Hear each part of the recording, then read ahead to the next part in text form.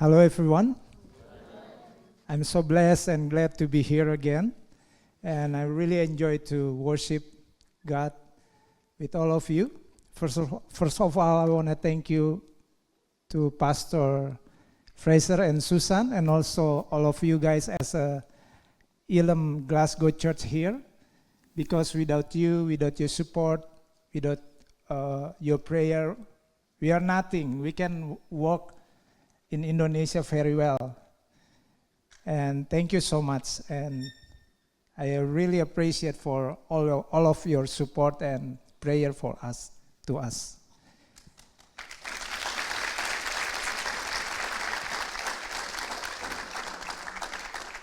Because I can speak Scottish English very well, so I continue speaking Indonesian, my own language. It's okay for you? Amin, praise God. Ya, sepanjang perjalanan saya dari Indonesia ke Scotland, So the whole time from the journey from Indonesia to Scotland, saya mendengar dan melihat banyak berita tentang perang. I've heard a lot of news about wars. Dan setiap hari kita disuguhi dengan berita tentang perang yang paling hangat Israel dan Iran. And every day we're hearing more and more updates about the most recent war between Israel and Iran. Pakistan dan India, Pakistan with India, Ukraine dan Rusia. Ukraine and Russia. Dan pada saat kita menyaksikan perang yang terjadi di dunia, And so when we're witnessing these wars that are going around the world, kita melihat bagaimana setiap negara saling menjaga keutuhannya, saling menjaga bangsanya dari musuhnya. we see how each of these countries are really working hard to defend their own country, to defend their nation, their people. Sudah pasti hal pada saat terjadi perang, semua bangsa mempertahankan supaya bangsanya jangan dijajah, bangsanya jangan dihancurkan, bangsanya jangan dirusak. And we know that each time that there's a war going on, that each of these countries are really doing their utmost to protect their country so that it doesn't get destroyed, so it doesn't get devastated, and so that they don't get taken over by another country. Dan sama halnya dengan kehidupan kita sebagai orang Kristen. And it's the same for us as Christians. Pada saat saudara sign up diri saudara menjadi orang percaya, menjadi orang Kristen, So as soon as we sign up to become a Christian, maka saya mau katakan saudara ada di dalam battlefield. I just want to say that when you sign up to be a Christian, you are entering into a battlefield. Setiap kehidupan saudara, setiap hari saudara ada di dalam medan peperangan. That each day that you are living, you are on the battlefield. Iblis berusaha untuk merusak rencana Allah dalam kehidupan saudara. The devil is doing his worst to try and disrupt the plan of God over your life. Iblis tidak mau saudara ada di dalam tujuan Tuhan. The devil doesn't want you to be walking in the purpose of God. Itu sebabnya kita harus berperang bersama-sama dengan Tuhan. And that's why we have to fight together with God. Dan mari kita sama-sama membuka di dalam Deuteronomy 20, verse 3. So let us look together in Deuteronomy verse 20. Hold on. Can you pull up on the screen? Deuteronomy 20 verse 3 to 8. Ya, saudara bisa membacanya dalam bahasa Inggris. You can read it. Hold on, my phone's taking a while to come up. Deuteronomy 20 verse 3 to 8. Can we read together? Let's read it together. In your Holy Bible and Holy Phone as well.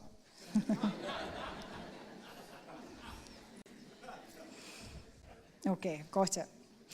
He shall say, "Hear, Israel, today you're going into battle against your enemies. Do not be faint-hearted or afraid. Do not panic or be terrified by them. For the Lord your God is the one who goes with you to fight for you against your enemies to give you victory." The officer shall say to the army, "Has anyone built a new house and not yet begun to live in it? Let him go home, or he may die in battle, and someone else may begin to live in it." Lost my place. "Has anyone planted a vineyard and not begun to enjoy it? Let him go home, or he may die in battle, and someone else enjoy it. Has anyone become pledged to a woman and not married her? Let him go home, or he may die in battle and someone else marry her. Then the officers shall add, Is anyone afraid or faint-hearted? Let him go home, so that his fellow soldiers will not become disheartened too. Kalau kita memperhatikan dari setiap ayat yang kita baca, And so if we pay attention to each of these verses that we've just read, saudara bisa memperhatikan di dalam ayat yang kelima, you can see that in verse 5, ketika Panglima berkata kepada para prajurit, kalau engkau baru membangun rumah, we see here that the officer said to the army, if you have just built a house, maka janganlah engkau ikut perang. don't come into war with us. Tuhan berbicara melalui firman ini adalah And what God's saying through this word, kita harus bisa untuk fokus di dalam peperangan. is that we need to be focused in the war, Can I focused in the have battle. 3 volunteer to... It's okay. Can we get 3 volunteers to come up here quickly? 2, 3 at the front maybe so it's quicker. Yeah. 3, they have a bold enough faith. Okay. Okay, Do we you got have a pen and paper? Kayla, can you bring the pen and paper that's down there, please? We play a little bit, right? The two lots.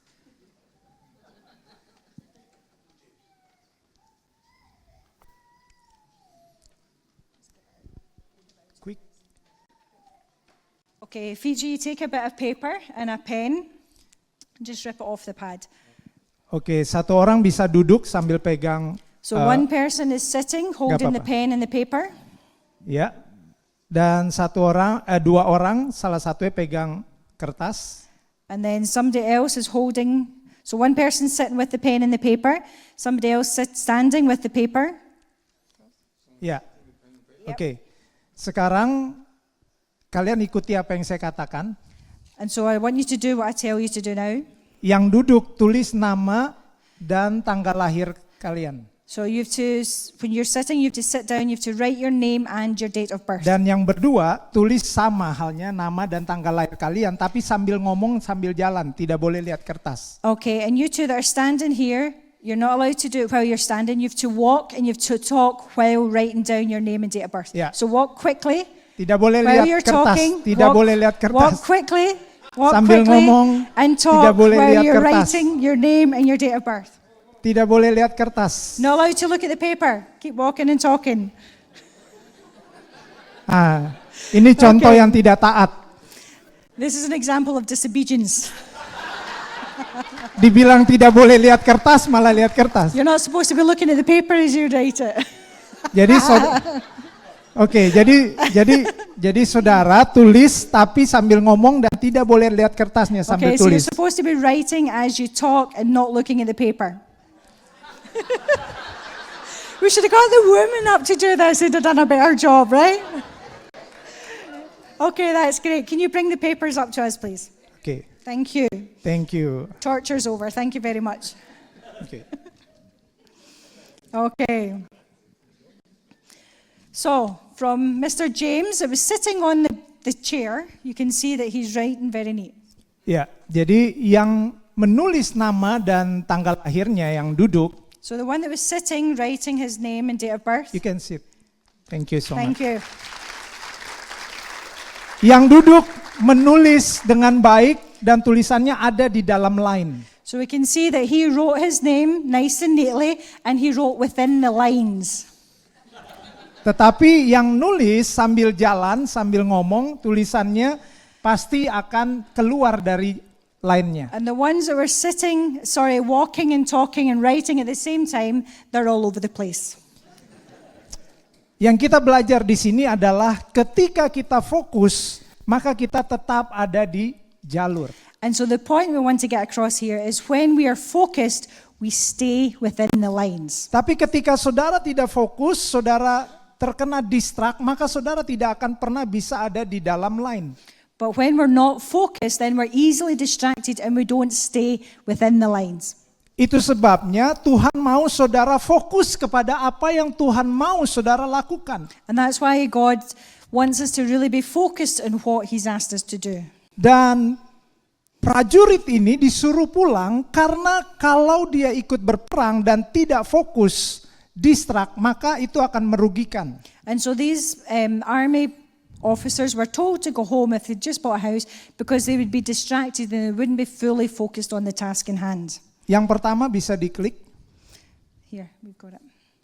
Ya, yang pertama dari hukum atau prinsip peperangan adalah perhatian kita jangan sampai terbagi. And so the first principle of war is our attention should not be divided. Iblis berusaha untuk saudara terbagi perhatiannya kepada tujuan dan rencana Tuhan. And so the devil is always trying to distract us from our purpose and planning within God's plan. Sorry. Mengapa kehidupan kita selalu kalah dan kita tidak bisa mencapai apa yang menjadi rencana dan tujuan Tuhan? And so why are we always failing? Why are we not being able to stay within God's plan? Karena perhatian kita selalu terbagi, bukan terfokus kepada apa yang Tuhan Because our katakan. attention is always divided and we're not staying focused on what God's telling us. Saudara nggak akan pernah bisa melihat hal yang besar dari Tuhan dalam hidup saudara. And so you're never going to see big things happen with God in your life. Saudara tidak akan pernah bisa mencapai hal-hal yang luar biasa yang Tuhan kerjakan melalui dan di dalam hidup You're saudara. never going to achieve amazing things in your life that God has planned for you Ketika perhatian saudara terbagi kepada hal yang lain. when your attention is divided and it's on something else. Dan iblis berusaha untuk membagi perhatian saudara. And that's what the devil is always trying to do, is to distract us Supaya and divide saudara our tidak attention. percaya lagi tentang janji Tuhan. So that we no longer fully believe in the promises of God. Supaya saudara tidak lagi percaya kepada janji firman Tuhan. So that we're not believing and trusting in the promises of God.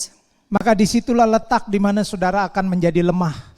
And so that is the point where we become weak in our faith. Prinsip dalam peperangan adalah jangan sampai perhatian kita terbagi. So the first principle of war is do not let your attention be divided. Dunia selalu menawarkan untuk saudara menaruh perhatian kepada And the dunia. world is always trying to distract us and is always attracting us with the next big thing. Tapi saya percaya bahwa Tuhan mau supaya saudara memperhatikan kepada apa yang menjadi rencana dan tujuan Allah dalam hidup But saudara. God wants us to stay really focused on what His plan for our lives is. Bagian yang kedua dalam ayat yang ke-6, And the second point in verse 6, bisa bacain lagi. verse 6. Has anyone planted a vineyard and not begun to enjoy it? Let him go home. Seseorang yang menanam sesuatu, So somebody that plants something, untuk apa saudara? what are they planting for? Kalau saudara menanam mangga If you were to plant mango atau saudara menanam anggur, or white grapes, sorry, you can't do that in Scotland. Potatoes. that's why a lot McDonald here.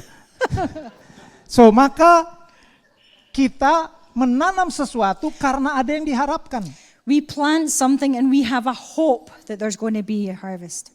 Apa saja yang kita tanam, apa saja yang kita mulai, pasti kita menaruh harapan di dalamnya. So whatever we plant, whatever we start, we have a hope that's going to come to something. Dan pemimpin pasukan ini mengatakan kalau kamu baru menanam anggur, maka kamu jangan ikut perang.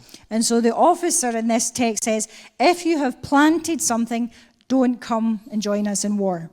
Karena bisa jadi harapanmu bisa terbagi dan harapanmu bisa hilang. Because your hope would be divided and your hope could be lost. Mungkin di dalam medan peperangan ketika prajurit ini ikut berperang, masih mengharapkan sesuatu yang ada di kepalanya. So maybe when that guy would be in the middle of the battlefield, he's also thinking about his vineyard or his fields are being left unattended and his attention is divided. Sama halnya di dalam kekristenan, seringkali Tuhan mengizinkan hal-hal yang mungkin lewat dalam hidup kita dan kita tidak suka.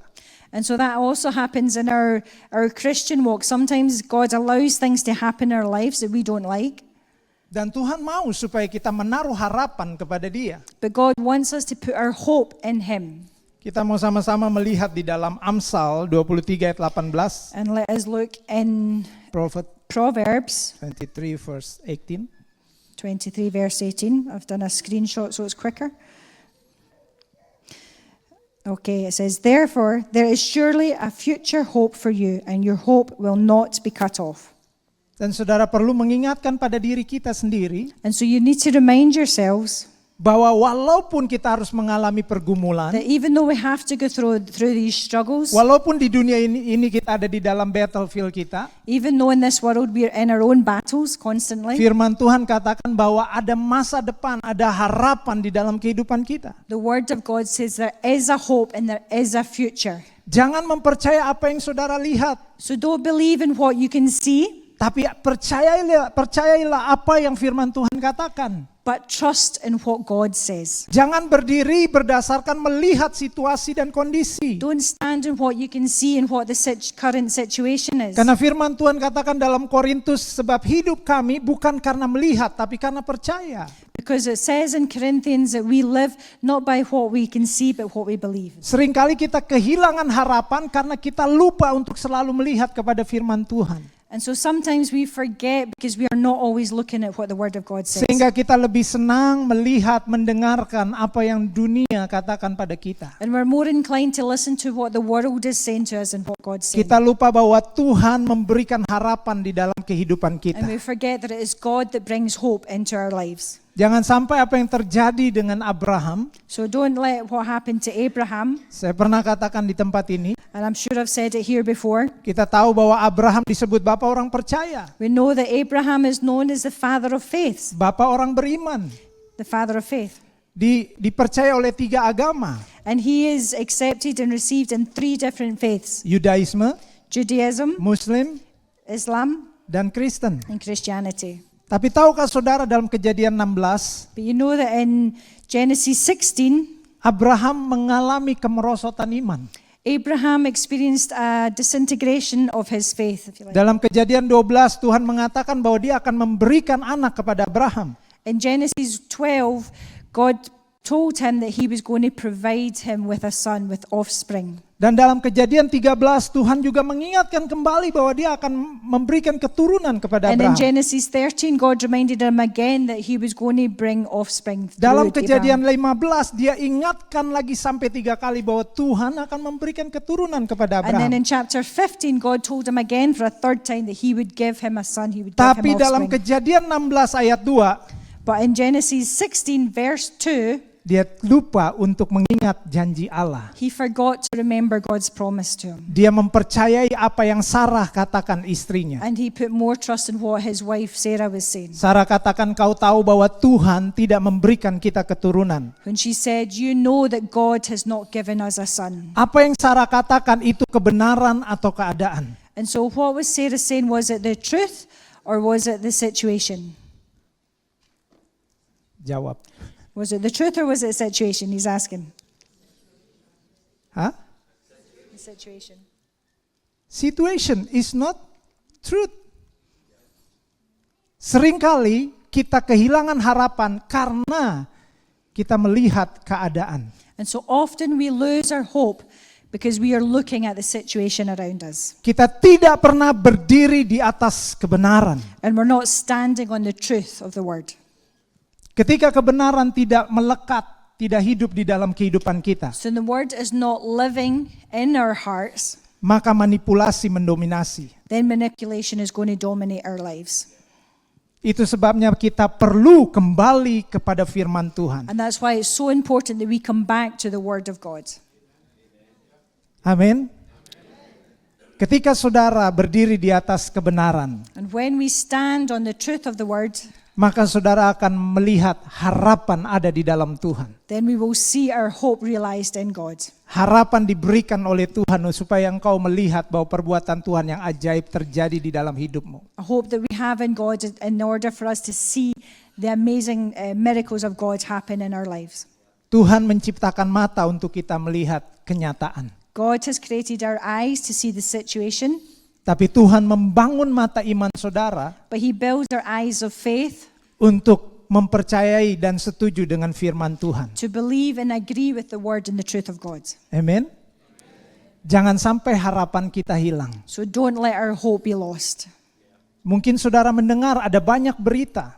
We know there's a lot of news going on. Mungkin kejadiannya ke depan kita akan melihat ada masa sulit. Maybe we probably know that the future, there's a lot of hardship in store for us. Tapi kembalilah untuk mempercayai firman Tuhan di atas segalanya. But come back to really believing God's word is Bahwa Dia everything. adalah Allah, menjadi gembala yang baik. That He is our Lord, He is a good shepherd. Firman-Nya bukan hanya sekedar tulisan, And the word of God isn't just a bunch of writings. tapi firman-Nya adalah firman yang hidup, firman yang berkuasa atas But setiap His word kehidupan is kita. living and it's full of authority over Dan our Dia lives. menjadikan segala sesuatu oleh firman-Nya. And everything happens because He spoke it. His Kalau word. saudara punya firman Tuhan, itu adalah jaminan yang luar biasa di atas dunia ini. And if you have the word of God, that is a guarantee for our lives in this world.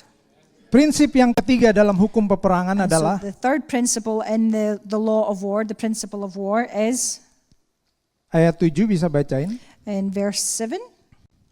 Has anyone become pledged to a woman and not married her? Let him go home, or he may die in battle and someone else marry her. Kenapa pemimpin menyuruh pulang orang yang baru bertunangan atau menikah? So why was he telling all the guys that had just got engaged or just about to get married, why was he sending them home? Karena kasihnya bisa saja, Because of the love. kasihnya bisa saja pudar, bisa saja terbagi. Because the love could be divided or the love could fade. Itu sebabnya jangan ikut peperangan. So don't go into war. Saudara, ketika kita sebagai orang Kristen ada di dalam medan peperangan kita, So when we are on the battlefield, maka kita harus memastikan bahwa kasih yang mula-mula kita kepada Tuhan harus tetap terjaga. we need to make sure that our love for Christ, we guard it fiercely. Jangan sampai kita kehilangan kasih cuma gara-gara distraksi. So don't make sure that you don't lose your love because of any distractions. Saya pernah ada di dalam suatu peristiwa. So I was in a certain situation. Saya tahu Tuhan panggil saya untuk melayani di generasi. I knew that God had called me to serve generations, Dan tiba-tiba ada distraksi, but there was a distraction that came up. ada tawaran. There was an offer that Dan came. biasanya tawaran ini sesuatu yang gak kelihatan seperti dosa. And this offer, it didn't look as if it was something sinful, Tapi itu benar-benar menguji kasih saya kepada Tuhan. but it really, really tested my love for God. Tawarannya adalah pelayanan juga. And that offer, it was another form of ministry. Dan kalau saya nggak berhati-hati, And if I hadn't been really careful in that moment, maka saya akan lebih memilih pelayanan yang enak buat saya. I would have chosen a ministry that would have been more comfortable and easy for me. Yang nggak ada tantangannya. There wasn't as many challenges to Karena pada face. saat itu saya ada di dalam tantangan dan pergumulan. Because at that point in my ministry, I was going through a lot of trials and a lot of tribulation. Akan sangat mudah untuk memilih suara hati daripada suara Tuhan. And it would have been so easy for me to go with my heart rather than the voice of God. Dan ini medan pertempuran saya. And that was my battlefield. Tapi saya belajar untuk mendengar suara Tuhan. But I learned to really listen to the voice of God. Karena kedewasaan orang Kristen bukan semakin besar tapi juga semakin tajam. Because as you mature as a Christian, you don't just become bigger, but you become sharper. Dan akhirnya saya berdoa So I prayed, dan Tuhan tetap untuk saya berada di dalam pelayanan walaupun di situ ada banyak tantangan, ada banyak pergumulan. and God told me to stay within the ministry, even though I was going through a lot of trials and a lot of hardships. Ketaatan kita menunjukkan kasih kita kepada Tuhan. And so our obedience shows our love for God. Karena di dalam Yohanes dikatakan bahwa barang siapa yang mengasihi aku, Because it says in John that whoever loves me, dia menuruti perintahku. he will obey my commandments. Kasih kepada Tuhan bukan hanya sekedar rajin beribadah. That the love of loving God is not just about being diligent and coming to church and worshiping. Kasih kepada Tuhan bukan hanya sekedar baca banyak Alkitab atau menghafal It's ayat-ayat. not about reading the Bible all the time or memorizing a lot of scripture. Tapi kasih kepada Tuhan berbicara tentang ketaatan hidup kita pada Tuhan. But loving God speaks about obeying Him. Itu sebabnya penyembahan adalah berbicara tentang ketaatan hidup. And that's why worship actually talks about obedience. Makanya di dalam Kejadian 12 ketika Abraham berbicara kepada pembantunya, kepada servantnya. And we see in Genesis chapter 12, Genesis 22. Genesis 22, Ayat yang kelima, verse 5, when Abraham is speaking to his servant, Abraham katakan kepada bujangnya, he said to his servant, tinggallah kamu di sini, leave us here, aku akan pergi menyembah. I will go and worship God. Saudara tahu dari ayat ini adalah ayat pertama kali kata penyembahan dimulai di Alkitab. And that is the first time the word worship was mentioned in the Bible, Genesis 22. Penyembahan adalah bunyian dari ketaatan hidup. So worship is the sound of an obedient life. Amin.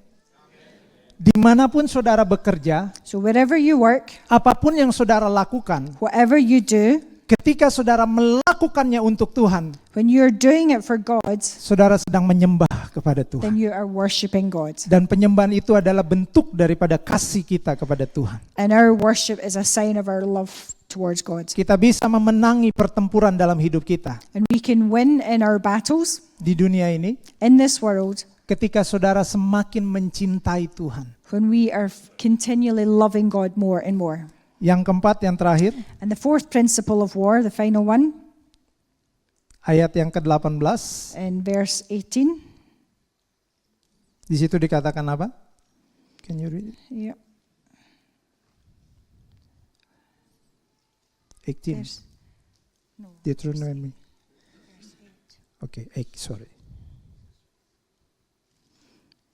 If anyone is afraid or faint-hearted, let him go home so that his fellow soldiers will not become disheartened too. Supaya iman kita tidak menjadi lemah. So our faith doesn't become weak.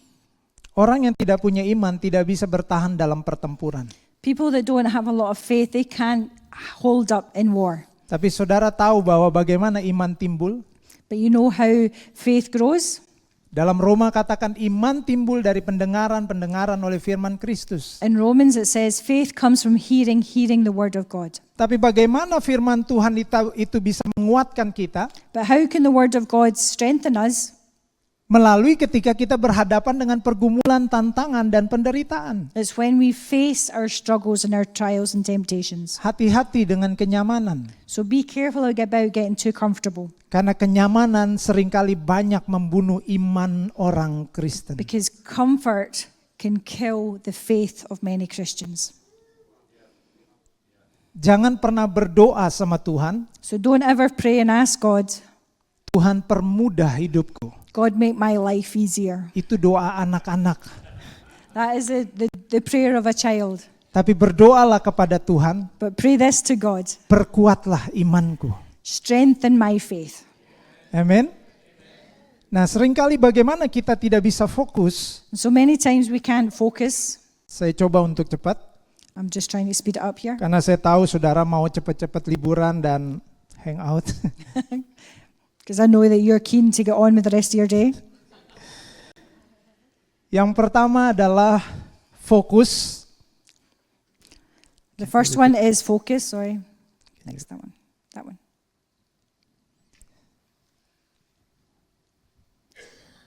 Oke. Saudara bisa ikutin di situ. Fokus adalah follow the instruction. So focus is about following the instruction. Saudara perlu mendisiplin diri kita untuk selalu mendengarkan apa yang menjadi instruksi Tuhan dalam hidup kita. We need to discipline ourselves to always be hearing the instructions of God in our lives daily. Kalau saudara mau berperang dan menang atas kehidupan saudara, If you want to go into war and you want to have victory, di dalam pergumulan, di dalam tantangan, you want to have victory over your trials and temptations, jangan pertama-tama cari orang. don't look for people. Cari Tuhan yang pertama. Look for God, seek Him first. Dengar apa yang Tuhan bicara dalam hidup saudara. Listen to what He's speaking into your life. Setelah saudara dengar, maka saudara harus mentaatinya. And then after you hear what He says, you need to obey every command He gives you. Dan saudara harus konsisten di dalam mentaati apa yang Allah And you need to be perintahkan. consistent in always obeying Him. Sehingga apa yang saudara lakukan, saudara mengerti karena saudara melakukannya. So that you can understand what it is He wants you to do. Ada begitu banyak orang melakukan sesuatu di dalam kekristenan, There's so many people that do things in the Christian walk, tapi mereka tidak melakukannya dengan pengertian. but they're not doing it with a full understanding. Mereka hanya melakukannya dengan ikut-ikutan. They're just doing it because it's what everybody else is doing. Saya mau katakan kekristenan bukan tradisi. Christianity is not about tradition. Kekristenan adalah hubungan dengan Tuhan. It's about a relationship with God. Dan hubungan dengan Tuhan itulah saudara diubahkan oleh Tuhan. And in that relationship, you're going to be changed by God. Bukankah ada begitu banyak orang rajin ke gereja, So there's many people that are very diligent in going to tapi church, pulang dari gereja kehidupannya tidak berubah? but when they get home from church, their lives haven't changed one bit. Bukan ada masalah dengan gerejanya, And it's not because there's a problem with the church they go to, ada masalah dengan hubungan dengan Tuhan. but there's a problem between their relationship between them and God. Karena hanya mau mendengar firman yang baik, Because they just want to hear the word of God, tapi tidak mau menjadi pelaku firman. but they don't want to become doers of the Saya word. percaya orang yang melakukan firman, And I really believe that people that do the word of God, dia mengerti kenapa dia melakukannya. they understand why they're doing it. Dan tetap berada di dalam tujuan dan di dalam tracknya And Tuhan. they're then able to stay on track with the purpose of God. Inilah yang membuat saudara bisa mengalami kemenangan di dalam peperangan And kita. that's going to enable you to experience victory in your battle. Hiduplah dengan iman yang benar. So live with a faith that is real. Iman yang besar mungkin ketika saudara berdoa, saudara bisa memindahkan gunung. And so big faith means that you can move mountains. Tetapi iman yang benar ketika gunung itu tidak pindah, saudara tetap mempercayai But Tuhan. an even bigger faith is when that mountain doesn't move, you still have faith. Amen. Saya akan tutup dengan pernyataan dari Martin Luther King. I want to finish up with a quote from Martin Luther King. Satu pernyataan yang luar biasa. And this is an incredible statement. Faith is taking the first step even when you don't see the whole staircase. Staircase. Saudara percaya walaupun tidak terjadi apa-apa dari apa yang kita doakan, So sometimes we don't see anything as a result from our prayers, Tuhan tetap bekerja di dalam melalui hidup saudara dari apa yang saudara tidak lihat. but remember God is still working in you even though you can't see it. Dan dalam Keluaran 14 ayat 14, In Sorry, Exodus ini. in Ya. Exodus 14 verse 14, Firman Tuhan katakan untuk menguatkan saudara. God says this to strengthen you. Mungkin saudara sedang mengalami pergumulan saat ini. Maybe you're experiencing quite a struggle just now. Mungkin saudara ada di dalam battlefield. Maybe you're in your battlefield, Pegang dan percaya firman Tuhan ini. but hold on to this word. Tuhan akan berperang untuk kamu dan kamu akan diam saja. God will fight for you. You just need to be still. Tuhan mengerjakan bagiannya, God does his bit saudara mengerjakan bagian and saudara. we do our bit. Tetap percaya, We keep trusting.